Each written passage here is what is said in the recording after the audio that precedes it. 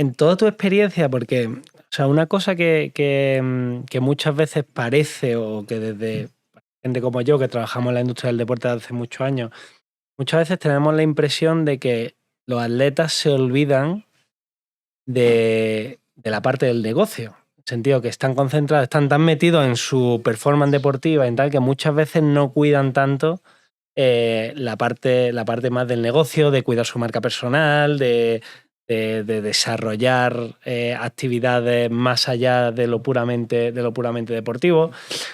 Tú vienes de una generación de jugadores que cuando empezasteis, todo el mundo, redes sociales, digital, no existía. Prácticamente para dirigirte a los aficionados siempre te hacía falta un periodista, te hacía falta un medio de comunicación, las ventanas que tenías de exposición eran las ruedas de prensa. Sin embargo, ahora un jugador puede dirigirte directamente a su aficionado. Vemos que sobre todo los aficionados más jóvenes tienden a seguir más a los jugadores que a los equipos. Vemos cómo cambia la gente de equipo en función de dónde va su estrella. Lo hemos visto con Cristiano Ronaldo, que cuando se va del Madrid a la Juve, pues la Juve gana un montón de seguidores y el Madrid pierde unos pocos. Lo hemos visto con Messi, el caso del Inter de Miami, que ahora de repente ves camisetas del Inter de Miami en todos sitios. Con Cristiano cuando se ha ido a Arabia, que yo jamás me hubiese imaginado que una ciudad como Madrid, con toda la tradición de fútbol que hay aquí, encontrarse ver a niños por las calles con la camiseta de la Nasser. O sea, era una cosa que para mí es impensable. Pero todo esto son ejemplos de jugadores que yo creo que han entendido muy bien la parte fuera del estadio. Entonces, tu punto de vista me parece muy interesante porque nos puedes contar cómo ha sido esa transición del offline al online desde tu dilatada carrera y empezando sin tener que preocuparte de esa parte de tu marca personal para de repente se convierta en una parte fundamental. A ver, mi generación hemos vivido la etapa de transición, como tú has dicho, ¿no? La digitalización en el fútbol está cambiando las reglas del juego y nosotros hemos vivido esa transición. Es verdad que a día de hoy, o en estos últimos años, en los que, de unos años antes de yo retirarme hasta el día de hoy, el jugador va entendiendo un poquito más las reglas del juego, de la regla del juego actual, pero creo que el problema no es solo porque el jugador no se preocupe. Creo que es un tema educacional de los propios clubes. Creo que los clubes no han hecho bien en acompañar en esa transición al jugador y explicarle de dónde salen los sueldos para pagar, que está cobrando importancia en el fútbol, que los derechos de televisión son muy importantes y sobre todo que estamos en la industria del entretenimiento. Al futbolista le cuesta mucho entender y le cuesta mucho asumir y aceptar que forma parte de la industria del entretenimiento.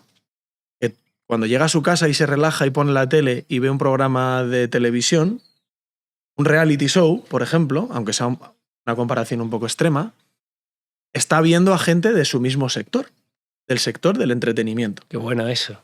Porque el futbolista entiende que él es un atleta profesional, que es la realidad, ¿no? Pero eres un atleta profesional al que no le pagan por hacer la mejor marca. Le pagan por el número de gente que viene a verte cada domingo o que pone la tele para verte cada domingo o que a día de hoy te sigue en redes sociales, compra tu merchandising, etcétera, etcétera, etcétera.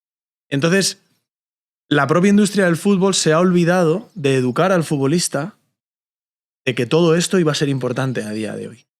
Y ahora nos cuesta mucho que el jugador entienda que tiene que permitir que una cámara entre al vestuario para grabarle, que tiene que atender en zona mixta en medio del partido y después. Todo es quejas y discusión, pero no toda la culpa la tiene el deportista en ese sentido. Yo creo que la labor de los clubes y de las competiciones es fundamental a la hora de educar al deportista de dónde viene, porque si miras, por ejemplo, casos como en Estados Unidos, que NBA, NFL, todo gira en torno al espectáculo y al show y las cámaras llevan entrando en los vestuarios 20 años. Y hay disciplinas deportivas que los deportistas se juegan la vida. MotoGP, Fórmula 1, America's Cup de vela.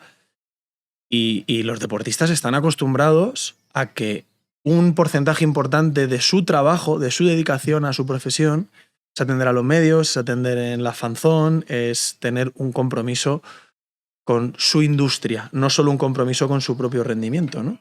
Entonces, en el fútbol está siendo algo un poco complicado de introducir.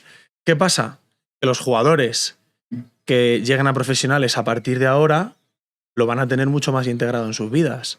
Jugadores como Lamine Yamal, Cubarsí, Asensio, jugadores que juegan en equipos punteros y que ya están iniciando sus carreras en la era digital, dentro de la era digital, van a entender mucho más estos conceptos, van a poder educar mucho mejor a los compañeros cuando ellos sean veteranos, y creo que se va a vivir otra realidad muy diferente en ese sentido. Porque claro, en esa transición de la que hablábamos antes, los veteranos, o sea, era una cosa, era un espacio en el que los veteranos no podían aconsejar a los jóvenes, sino que era al revés. Correcto. Entonces yo creo que en los vestuarios se debería generar algunas tensiones de gente más, o jugadores, que eran más de la vieja escuela, de tenemos que estar concentrados, deja el teléfono, niño, que esto no es un juego. Correcto. Y voy más allá, Quique. Es que el veterano en el fútbol ha sido siempre el jugador que por su perfil de galones podía decidir lo que podía y no podía hacer, y mandar a los jóvenes a hacer lo que ellos no querían. Como por ejemplo, pierde un partido y yo no quiero salir a zona mixta porque soy un veterano y no me apetece porque hemos perdido y es una entrevista complicada, y mando al chiquillo a que lo haga. Entonces, imagínate cómo cambia la historia, ¿no? Dentro de unos años, el veterano, o ya está empezando a ocurrir, los jugadores que tienen un poco más de conciencia sobre esto, el veterano es el que tiene que dar ejemplo a los jóvenes que eso paga sus salarios. Hablando un poco genéricamente, ¿no? Es un cúmulo de muchas cosas. Pero el jugador, como te he dicho, yo creo que el titular de este aspecto es que el jugador tiene que entender que forma parte de la industria del entretenimiento. Eso es un titular muy potente, y yo creo que efectivamente no se hace suficiente labor de educación, incluso desde los equipos punteros, desde las categorías inferiores, porque al final hay clubes, ¿verdad? Que hay clubes que están empezando a tratarlo un poquito más, sobre todo desde el punto de vista pero no lo tratan desde el punto de vista del negocio, para hacerle entender al jugador que de ahí es de donde sale el valor que genera, viene de ahí, de las audiencias que generan, sino que lo están tratando, lo están enfocando más desde el punto de vista de la precaución, de oye, te voy a enseñar a usar las redes sociales para que no te metas en un escándalo, no hagas que está bien, pero todavía creo que falta esa parte didáctica que tú dices. Y además piensa una cosa, como bien has dicho antes, cuando yo empezaba mi carrera, la relación con la prensa era únicamente: hago una entrevista con un periodista, o tengo que hacer una rueda de prensa antes o después de un partido, entrevista que va a salir publicada en prensa escrita, lo que sea. Y siempre se ha tachado al futbolista de que no sabía comunicarse, de que siempre caía en los mismos tópicos, de la típica broma de contestar a cualquier pregunta con la misma respuesta, ¿no?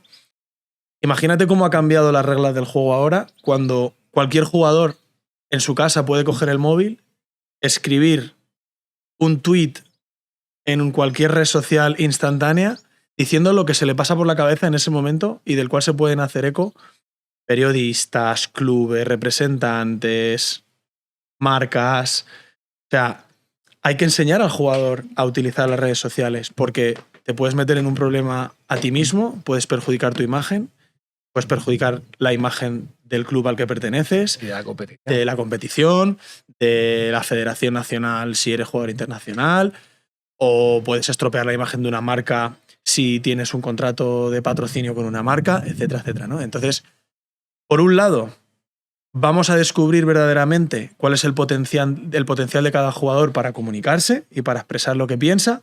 Vamos a conocerlo un poquito más personalmente, o los estamos conociendo un poquito más personalmente, porque cada uno reacciona a las cosas como quiere.